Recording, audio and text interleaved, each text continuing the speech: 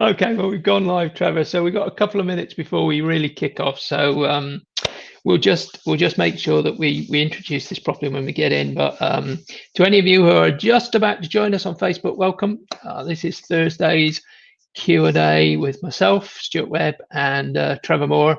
Trevor, you're in, I hope, sunny southern Northern Ireland border, or maybe it's not so sunny. I don't know. What is it today? I think it's actually in southern Ireland. Okay, that's right. Yeah. sunny Donegal. I can never, because you're so close to the border. You can actually see it from the bedroom sort of thing, can't you?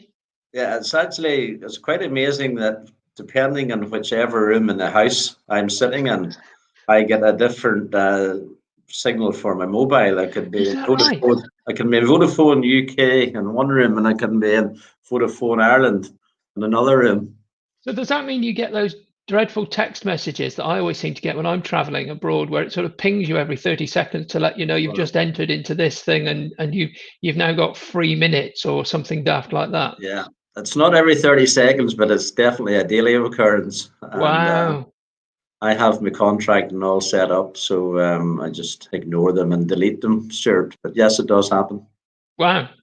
Well, okay. So welcome, Trevor, from the borders of the Northern Ireland area, and that must mean you have the wonders of being able to adopt at least 3 different strategies that you need for when you have to go out shopping, because you'll be in different jurisdictions every time you exit the house. I did see a great story about somebody who was in a similar situation to you, a farmer who actually straddled the border, and he was thinking very hard about where he had his exit on his off his farm in order to sort of overcome some Brexit issues. So there you go. People we have certain cattle sheds that straddle the border. So if they're on one side of the shed, they're in the north, and if the north side of their shed, they're in the south. So so your milk will be of various types then.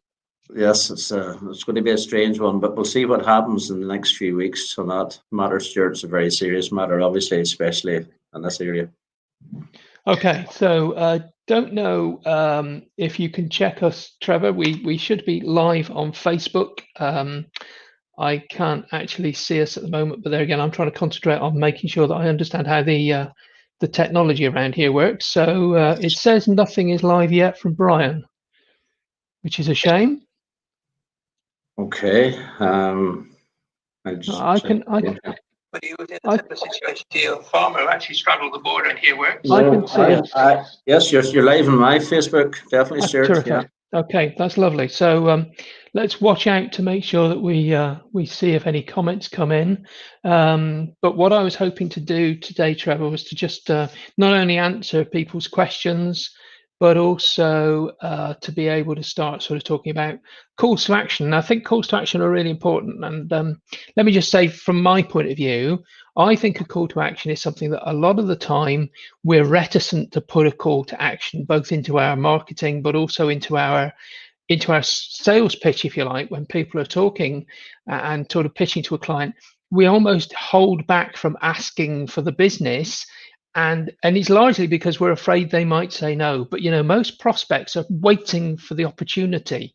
They've heard the pitch, they understand it, they're keen, they want to engage, they need to understand what happens next. And what you do is you then don't say to them, what do you think? How would you like to proceed? And as a result, they sit there going, well, I don't know what to do now. And that, I think, is a major holdup for too many of our customers. I don't know if that's prospects. I don't know if that's something you found, Trevor, but that's certainly some experience that I've had. Yeah, basically the call to action is getting anyone to do something. And really it is what you want them to do. So hopefully at the start of your marketing piece, you have actually give them or sold them the idea. And now you want them to do this so that it takes them to the next step. Yeah, absolutely. So what I thought I'd do, Trevor, is I just thought I'd remind us before we answer into any questions that anybody's got is what it says in the playbook for the call to action, which... You've lost volume, Stuart. You've lost your volume.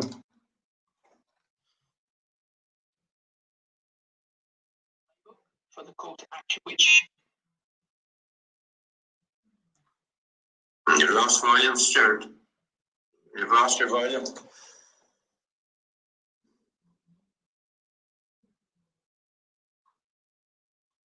Can you still hear me, Trevor? Yes, you're back in again now, Stuart. You'd lost your volume temporarily. You lost your volume temporarily. Okay, can you hear me now? Yes, I can hear you now, Stuart. Okay. I don't know what happened to my headset. It just died on me, so I've turned it off. So anyway, let me just get back on. So I've displayed on screen. On the left-hand side, you can see that's the formula for a good call to action. So we're talking about making sure you summarize your offer and making sure you have a stimulator reminder. And we'll come to a little bit more about what we mean by that in a minute. And then multiple ways of responding, and then what happens next. That's the call to action formula. And the checklist, and you should see this is taken directly from the workbook. The checklist says you've got to have a call to action in every sales and marketing strategy, whatever you use. So have you summarized the offer? Remember, your offer should be irresistible. And we talked a bit about irresistible offers in previous days of the Sell More Stuff Challenge. And I think Trevor and I, we've talked about irresistible offers on one of these before. Have you made sure you've got a stimulator? That is something that's going to move the prospect you've got to action now. Have you included multiple ways of responding? Remember, if somebody is out walking the dog, they may not want to click on their phone because they could have poor signal, but they could well have a phone signal or a text message that they can send. So there have got to be multiple ways of making sure that you give it and give the customer opportunities to actually respond to you.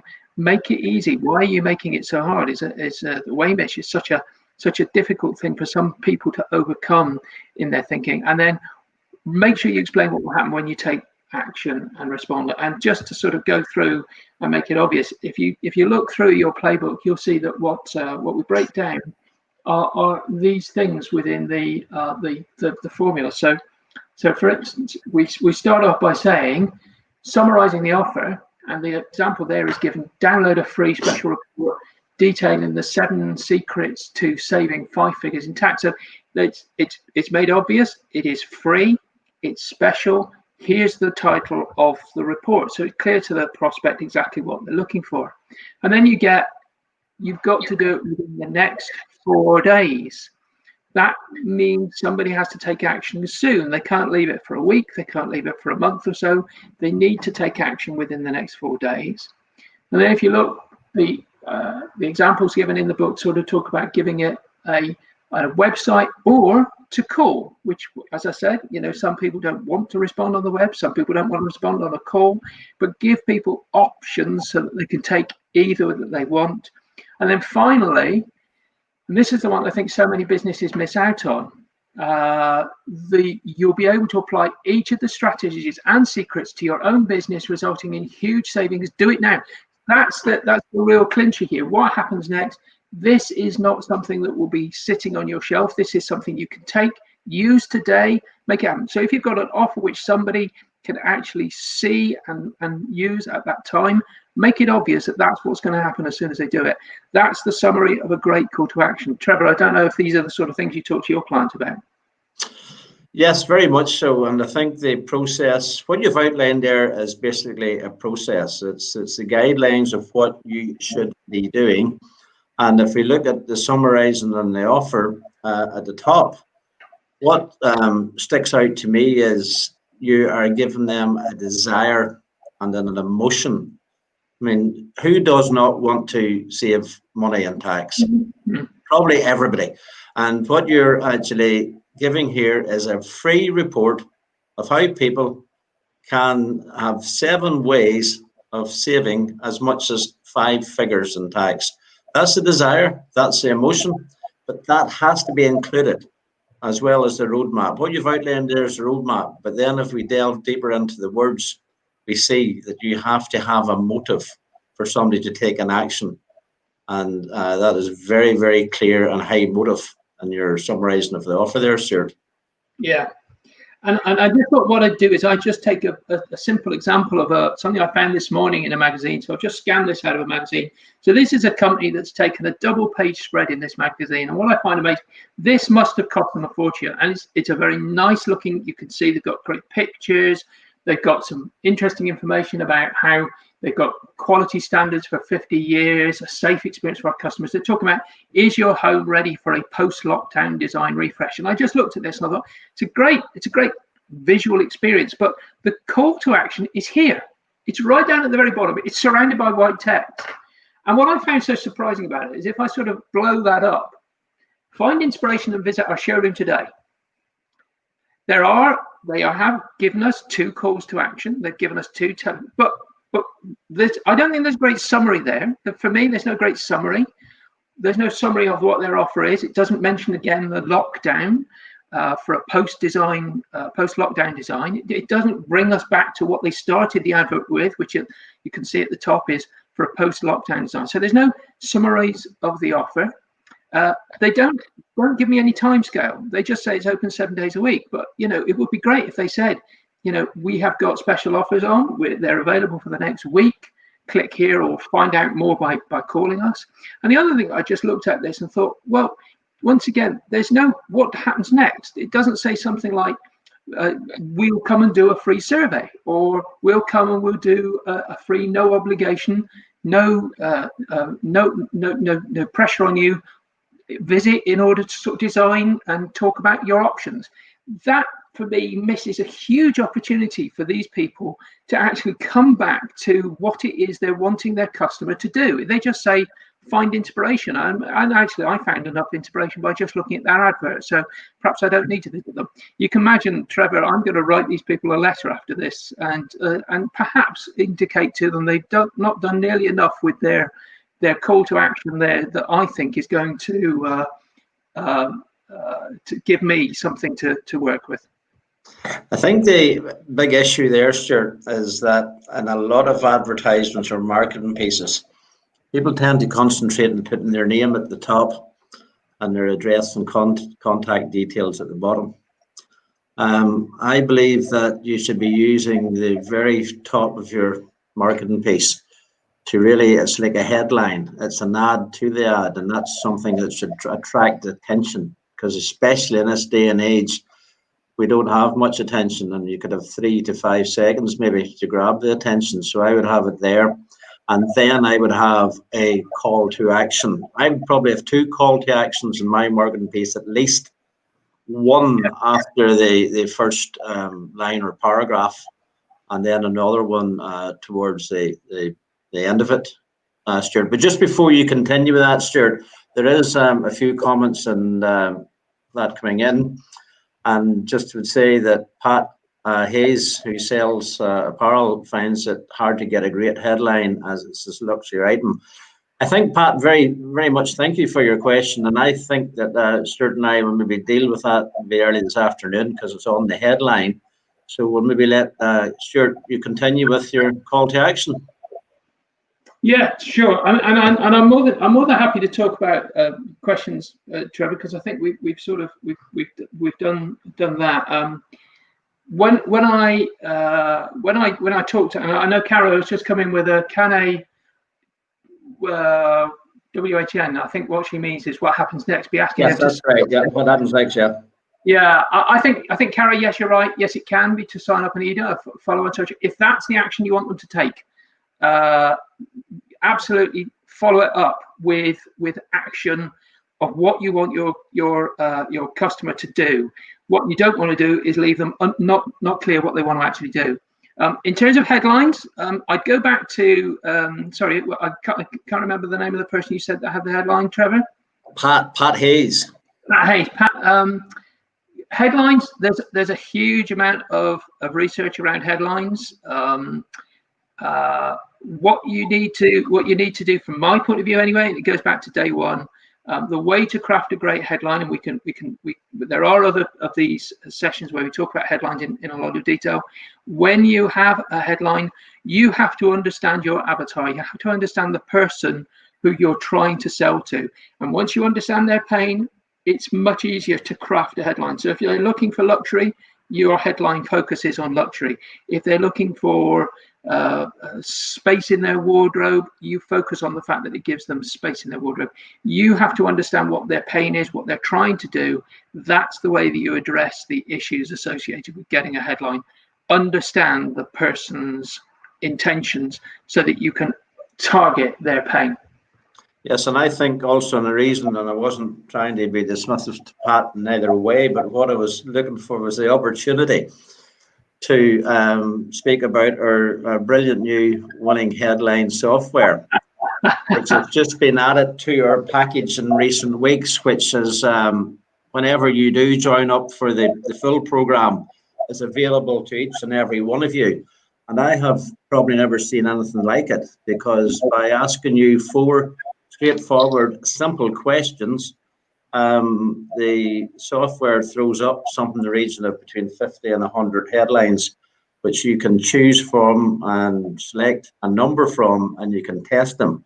So I would look forward to running that with Pat later on, but it's a massive, massive subject, is getting the right headline, because if you don't have the right headline, the people are not going to read the rest of your marketing piece.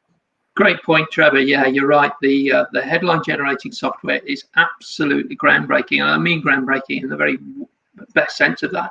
What you've got there is you have got, with some very simple questions, sort of asking you exactly, and you do have to, once again, going back to that point, you have to understand what your avatar is, who it is.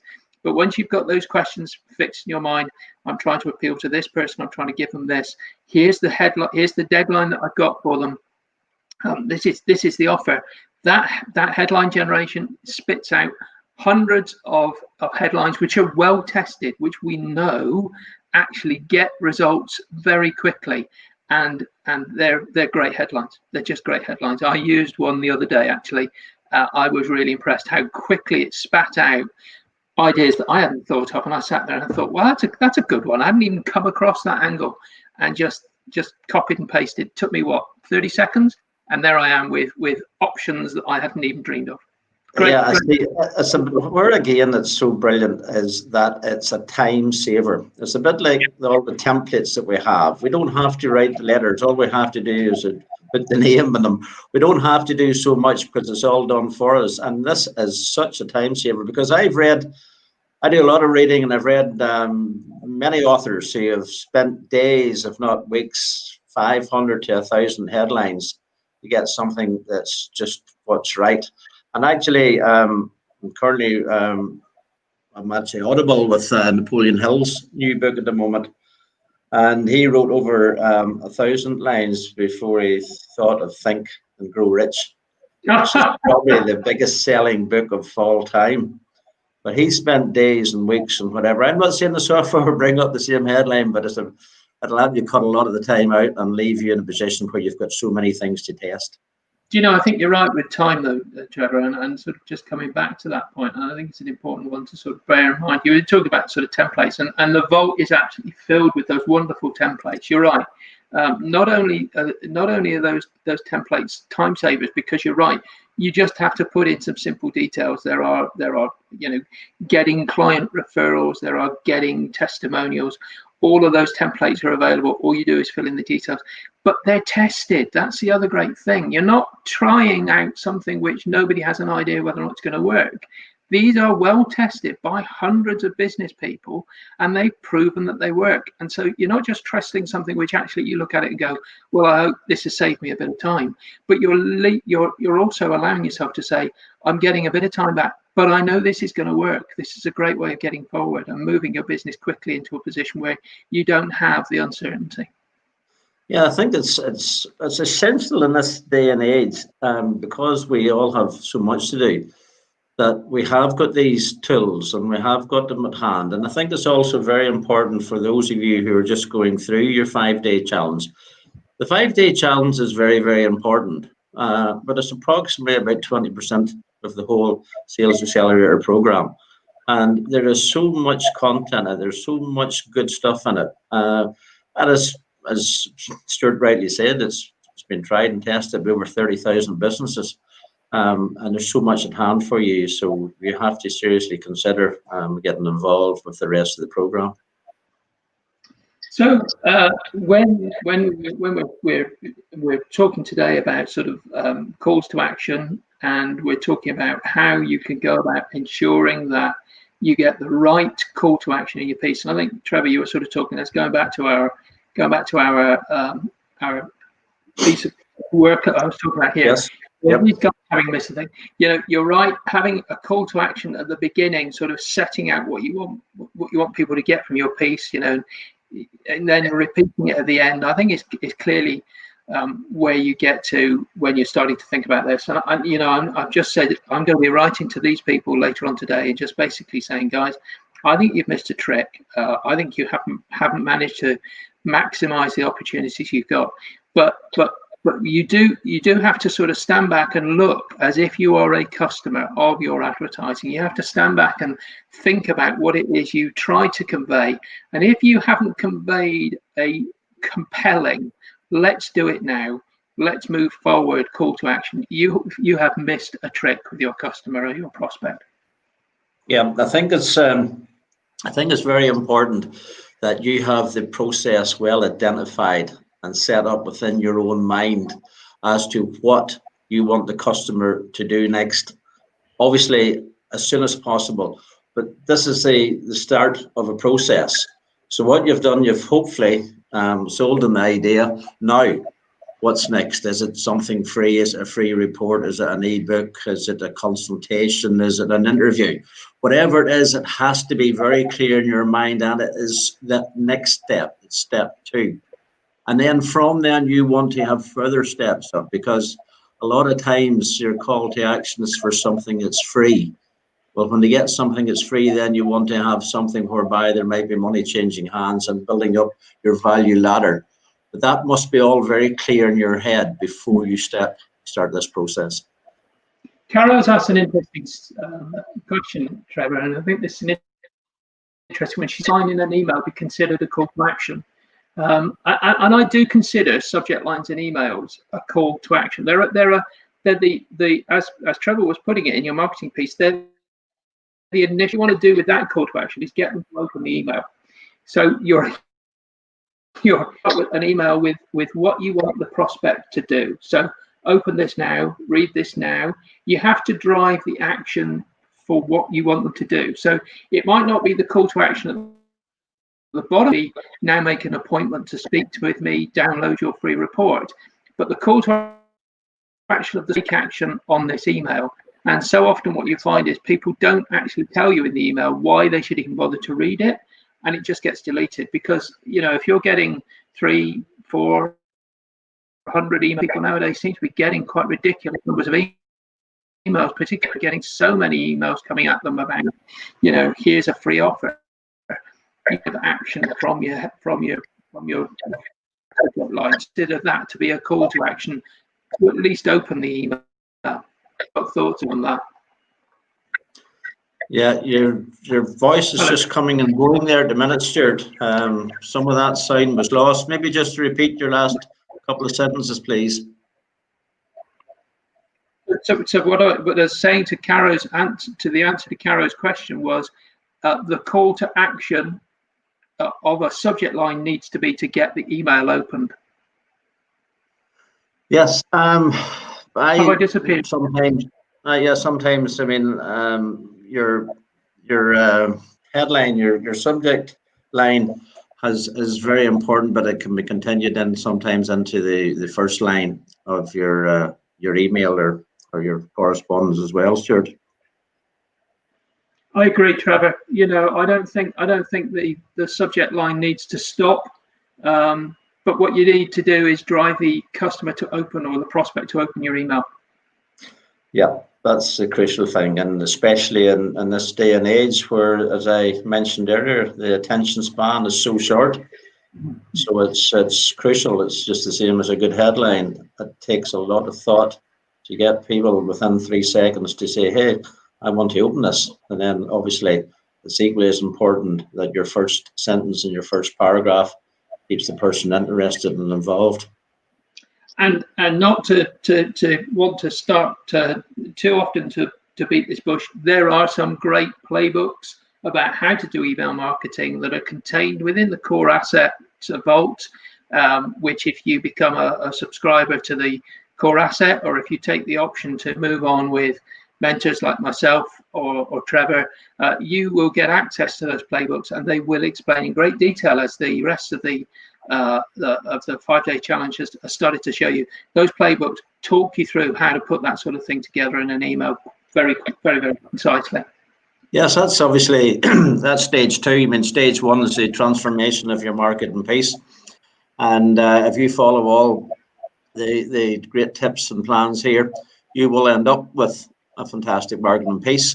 But what you do with it then, and that's where it moves into stage 2, which is the lead generation. So as I say, this is very much stage 1. It's a very important stage, but I would encourage you all to move forward into stage 2 as soon as you've completed the 5-day challenge. Well, Trevor, I guess we're getting towards the end of our half an hour here, so we've got 5 minutes left. I was just going to sort of give you an opportunity to talk about the next one of these. We do them twice a week. We do one on a Monday in the evenings, about 7 p.m. UK time. We do another one on the Thursday lunchtime, about 12:30. As you can see, that was what we did today. Trevor, I think you're up for Monday, the last week of November, if I'm remembering rightly. So an important week to sort of get things ready for the sort of holiday season, I'm sure, where a lot of online businesses will be sort of driving towards making sure they've got their offers absolutely out there ready for people to purchase for the sort of the end of the year. Are you thinking of what you're going to cover with us on Monday evening, or is it an open session for us to discuss the 5-day challenge and what we do next? Yes, I'm just going to actually adopt what Pat was saying earlier on, which is a great idea, and it actually shows you that it's very important for you to put any queries or questions up in the question and answer. So what I'm going to hope to do is to contact Pat, and we will come up with some very good headlines for his business, and we'll share them with you on Monday evening at 7 p.m. What we'll also do as we advertise the next meeting on Facebook is we will give the opportunity for any of the other ones going through the Sell More Challenge to give us detail, and we will work with some headlines. So I believe that Lucy and I will be here predominantly to answer any questions and queries, but we will also look very closely at headlines, and specifically for Pat and any others. What do you think of that, Stuart? Would that be an idea? That's a great idea, Trevor, and I think that shows you two things. One of which is the interaction on these forums actually gets you free consultancy. So you've got something out of attending today. You've got Trevor's time, and that's a huge. Believe me, that is a hugely valuable resource you've got there, Pat. Make the most of that whilst Trevor is available, because that is a truly valuable resource. And also, the opportunity to come on, I'd say live. You can see what I did today. I just took one piece of marketing and I just tried to sort of indicate how somebody could get more out of it. They're not going to spend any more on their adverts, those people, but they could get they get much more response from people if they structured their advertising a little differently. What I'm thinking here is that maybe we could give the offer to people who would like that opportunity. If you would like the opportunity to come on with a piece of your marketing, and we will do a review of it. We do a scientific marketing makeover. We'll give you some ideas to how to improve it. That's a free resource that we can do. So, we're available to do that sort of thing. I'm more than happy to sort of next time I'm on, and I'm sure this will be true with when Trevor has finished with Pat and Lucy and Dudley will do the same. We'll take something and we'll help you to improve it. So give us the opportunities to sort of give you the value of our experience. Yeah, that's excellent. And as I say, Lucy and Dudley, I'm sure will give you the benefit of their help as well. So, Stuart, it's been great, and thank you very much, and thanks for showing us your call to action there. As I say, it's Lucy who's co-host with me on Monday at 7 o'clock, and we will look forward to all your questions and queries, and we will work more on headlines on Monday evening, Stuart. Yeah, and I'm looking forward to seeing that one, Trevor. So I should be joining in. I should be joining in and asking questions as well. See if I can glean even more information from you. So that'd be really great. Well, I hope you've enjoyed today, guys. I hope you've got something from that. Caro, thank you very much for the comment that you put, that it's been an incredible hope to improve and focus your approach to marketing your business. So I hope you're getting a lot from it. I hope you're getting something from these sessions. We're here every Monday, 7 p.m., Thursday, 12:30. Bring us your questions, bring us your issues. We'll break those down into something that you can use. And I look forward to seeing Trevor and Lucy on Monday evening. Great. Thank you, Stuart. Bye. No problem. Bye-bye. That's ending our broadcast for today, chaps.